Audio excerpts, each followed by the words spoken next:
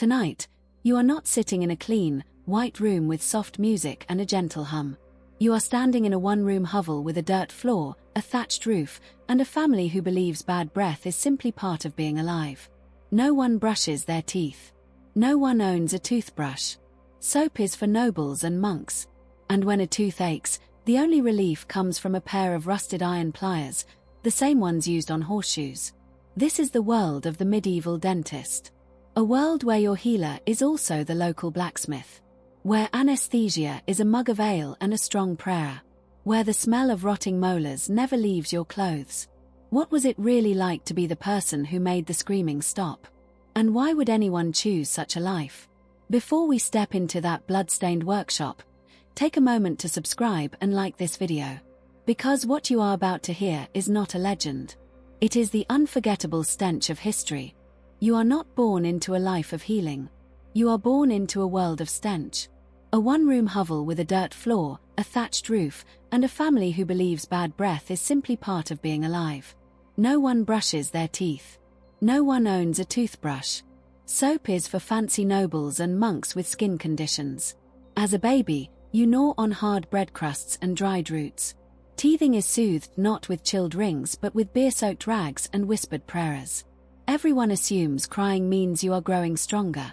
In reality, your gums are already inflamed, and your first baby tooth will likely rot before it falls out naturally. By age 5, you have already seen a grown man spit out a molar during dinner and keep chewing. Your grandmother stores her pulled teeth in a pouch for luck. Your father's smile resembles a crumbling graveyard. No one is concerned. This is normal. And then there is the breath. Every adult smells like a cave full of old cheese and regrets. Your friends do not notice because they smell the same. You, however, have a sensitive nose. Unlucky for you, but the first sign that you might be destined for dentistry. At age 7, you watch the local blacksmith pull a villager's tooth with tongs meant for horseshoes. The man screams, bleeds, and thanks him afterward. You ask too many questions. So they hand you a rag, tell you to mop the blood, and suddenly you are the assistant. There is no ceremony, no oath, no official title. But that day, your path is sealed. You are the child who is not afraid of mouths. The boy who does not faint at blood. The one who knows how to boil pliers and bite back nausea. Your toys become forceps. Your lessons involve pain. Your playmates are molars dropped into bowls with a dull clink. You do not dream of being a knight or a bard. You dream of not flinching next time someone screams in your face. Dental hygiene in the Middle Ages is a myth. People clean their teeth with nothing. If they are monastery-level fancy, they might chew on twigs or rinse with wine. But most just let nature take its course. Children lose teeth young, not from age but from accidents, infections, or chewing on rocks hidden in bread. By age 10, most people already have 2 or 3 ghost teeth, holes where something used to live. As a budding medieval dentist, you begin cataloguing this horror with fascination. You poke teeth with sticks. You learn the difference between wiggly but alive and dead but hanging on. And when someone asks what you want to be when you grow up, you say someone who makes the screaming stop. Because in your world, there are only 2 kinds of smiles, the toothless and the soon-to-be. And soon, you will hold the pliers that decide which is which. But before you ever touch a patient alone, there is something you must learn first. The tools. And the tools are not what you expect. If you expect a tray of gleaming instruments lined with surgical precision, you are thinking far too modern. A medieval dentist's toolkit looks like something confiscated from a dungeon. And you, the wide-eyed apprentice, must learn to use every single piece. First, the pliers. Thick, rusted, heavy. Not made for dentistry but for horseshoes, meat hooks, and stubborn nails. The handle smells of old sweat and iron. The grip is questionable. But if it clamps down on something and pulls, it is considered effective. Then comes the tooth key, a twisted little crank designed to twist a tooth sideways until it pops loose. It rarely works the first time. Usually it breaks the tooth in half, leaving you to frantically dig out the root while your patient sobs into a burlap sleeve. You have hooks and scrapers too. One looks like a shepherd's crook, perfect for snagging stubborn fragments. Another resembles a sharpened spoon, used to scoop out abscesses and pack the wound with moldy bread or ashes. Sterile? Absolutely not. There is also the mallet. Yes, a mallet. For when the pliers fail and you need a bit of persuasion. You hold the tool against the tooth and give it a good tap. If your aim is true, the tooth pops. If not, the jaw might shift a little. The instruments are not labeled. Some were once used for animal care. Others might have been fishing tools in a past life. You inherit most of them from the barber surgeon's late mentor, tools he inherited from his mentor, and so on. One has a notch carved into the handle. It is either a maker's mark or someone's tally of fatalities. Cleaning is optional. Sometimes they are wiped with a cloth. Occasionally passed through a flame, not to sterilize, but to add drama. Bloodstains are considered seasoning. Your job is to keep the tools organized, cleanish, and ready at a moment's notice. Because when someone walks in clutching their jaw, the last thing they want is delay. They want you to pull something quickly and without asking too many questions. These are not instruments of healing. They are weapons of mercy. And in your hands, they will decide whether a man walks out smiling or never walks out again. Your mentor demonstrates on a screaming farmer. You watch the pliers clamp down. You hear the crack, the blood, the thanks. Then he hands the pliers to you. Your first solo extraction is coming. And the tool in your hand feels heavier than any weapon you have ever held. But the real horror is not the tool. It is what lives inside the mouth you are about to enter. And that horror has a name the medieval world believed in completely. Tooth worms. In the medieval world, dental science did not exist. But theories, oh, they had plenty. Tooth pain was not caused by bacteria or decay. No one knew what plaque was, and enamel might as well have been a type of prayer. So what did people believe caused those throbbing, pus-filled, jaw-splitting toothaches? Worms. Tiny, evil, invisible worms. Yes, tooth worms. These mythical little beasts were said to burrow into your molars and chew away day and night like termites in a timber beam. If your tooth ached, it meant the worm was hungry. If it cracked in half, the worm had finished its meal. As a budding dentist, you are taught to look serious while nodding wisely when a patient asks, "Is it the worm again, master?" And you say yes, because it always is. Of course, there is also the religious angle. Some say tooth pain is punishment from God for lying, for vanity, or for eating too much honeyed bread. Your job is to remove the sinful tooth as if you are exorcising a demon with pliers. Patients often beg you to pray before an extraction. You oblige, mostly to calm them down, and maybe a little because you are afraid too. After all, you have seen infections travel to the neck and kill a man in days.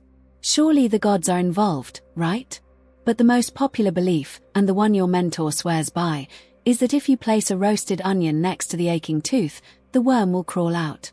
Of course, all you ever see is steam and tears. No worms. But the patient believes it. Placebo magic and onion breath, a medieval double cure. You even learn a few worm-charming rituals.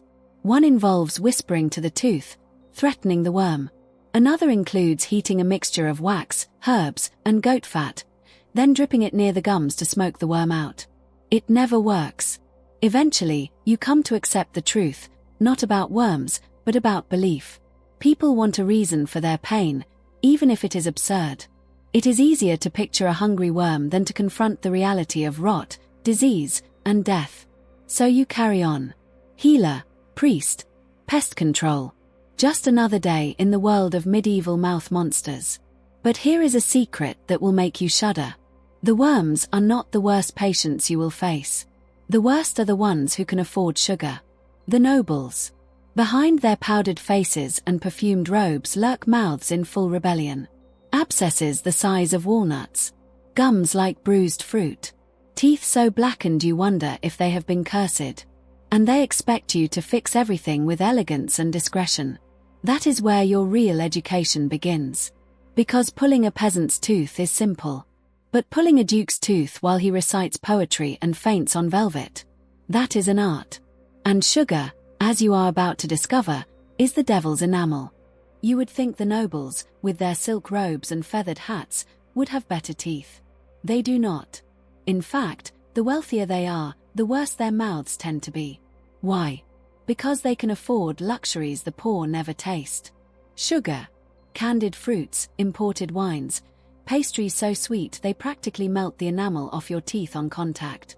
You are summoned to manor houses where the floors are polished but the smiles are horrifying. Behind powdered faces and perfumed robes lurk mouths in full rebellion. Abscesses the size of walnuts. Gums like bruised fruit. Teeth so blackened you wonder if they have been cursed. And yet the nobles expect grace, elegance, discretion. They sit on velvet cushions while you kneel beside them, peering into jaws that look like battlefields soaked in honey and rot. They do not scream like peasants.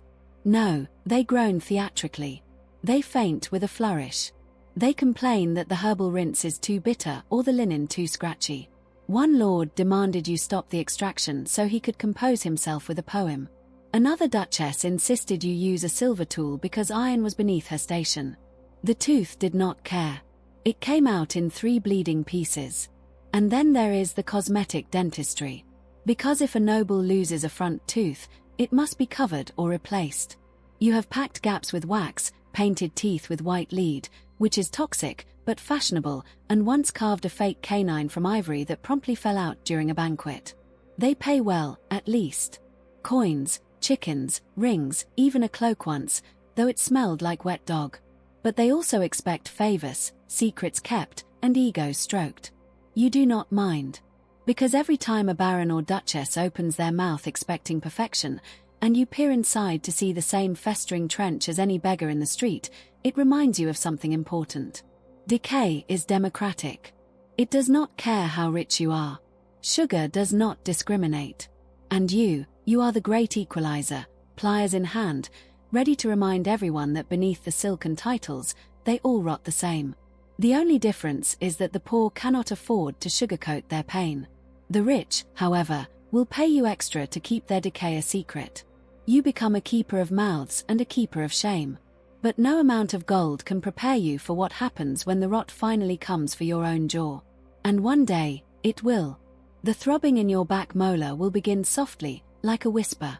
And you will realize that the man who makes the screaming stop has no one to stop his own. That is when the pliers turn inward. That is when the real horror begins. It begins with a dull ache. Nothing serious.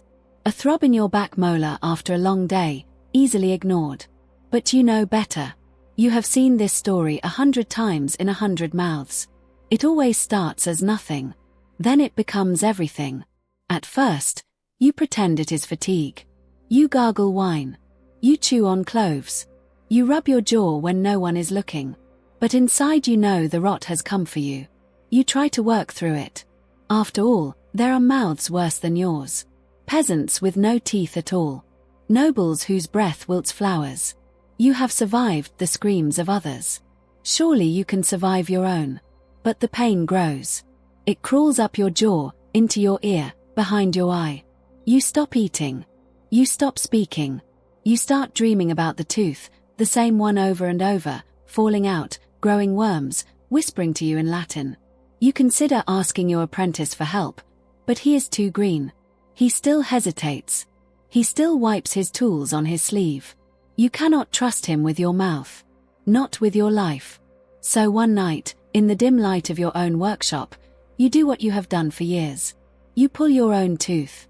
You wedge a wooden block between your molars. You steady your hands. You reach in with the pliers. You have done this hundreds of times. You know exactly how to grip, twist, and remove. But you have never done it to yourself. The pain is indescribable, not because it is worse, but because it is yours. You groan, half in rage, half in agony. You sweat through your tunic. You taste blood, then more blood, then finally relief. Sort of. You drop the tooth into your tin bowl. It rattles next to the others. For a moment, you stare at it. It is just another ruined thing in a room full of them. You clean the wound with wine. You do not pack it, not out of oversight, but pride. You will heal or you will not. It has always been that way. The pain lessens, but something lingers. Because for the first time, you understand what every scream really meant. Every flinch. Every tear. Every desperate prayer mumbled before you clamped down the pliers. You carried their pain at a distance. Now you carry it in your own jaw. And that changes something inside you. You are not just a butcher with tools anymore. You are patient. And patience, you now know, never forget. The tooth sits in the bowl, black and cracked. A trophy of a different kind. Not of skill, but of surrender. And as you close your eyes, you wonder how many more will rattle in that bowl before your hands finally go still. Because the rot does not stop. Not in their mouths. Not in yours. And the next ache is already waiting. There is no grand ending for a medieval dentist. No cathedral burial, no gilded plaque, no choir singing praises of molars yanked and abscesses drained. Just an old man in a blood-stained apron stooped over his bench, tools worn down to crooked metal nubs. Your hands ache now. Your knees grind like worn teeth. Your vision blurs in the evenings, and your ears ring with echoes of 1,000 past screams. The patients still come, but you move slower. You speak less. You grip the pliers with fingers that no longer close without pain. One day, you reach for bread and feel it. A crack. A soft crumble in your mouth. Another tooth gone, your own again. You do not bother saving it. You have lost count. You no longer eat apples. You drink your meals now, chewing only when necessary. Your tongue searches the gaps in your mouth like a soldier walking a ruined battlefield. There are fewer survivors each year. You wonder sometimes if the villagers will remember you when you are gone. The man who wore death on his breath and mercy in his hands. The one who pulled more teeth than most people had in their heads. But truthfully, they will not build you a tomb. You are not a priest. You are not a knight. You are just the man who helped them scream a little less. Your grave will be shallow. Your name scratched onto a wooden plank. Maybe, maybe not. But the work you did, it lives on. In every mouth that still chews without agony. In every child who did not die from a jaw infection. In every noble who hid their rot behind a painted smile and never once said thank you. And in the bucket of teeth beneath your workbench, a quiet monument to a life of blood, rust, and nerve. When you die, there will be no mourning procession. Just a silence in the workshop and a smell that lingers for a day too long. Eventually, someone else will pick up the pliers. Someone younger, hungrier, less haunted. The screams will return. But for now, your hands go still. Your breath fades. And somewhere in the village, a child will feel a sharp pain in their tooth. They will ask, where is the man who makes it stop? But you will be gone. No fuss. No crown. Just an empty chair, a stained apron, and the quiet gratitude of 1,000 toothless smiles. The rot, after all, never really ends. It only finds new hands to hold the pliers. And those hands, like yours, will learn to love the silence after the scream.